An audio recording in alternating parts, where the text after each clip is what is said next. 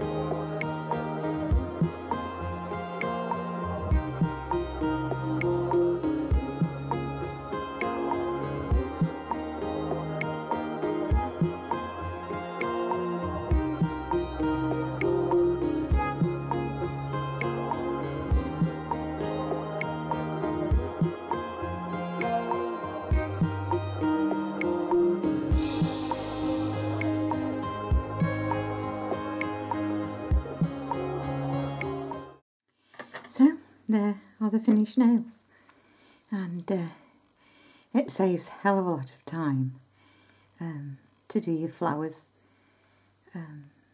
whenever, you know, and then you just take them out and think, oh yeah, that's what I'll do. But for some that don't want to do them, I mean, these I had from Born Pretty and they are beautiful. They got like pearl round all the petals, and also the stickers as well, just to make it something different. Well, I hope you've enjoyed this video. Thank you so much for watching, and hopefully see you in my next. Bye!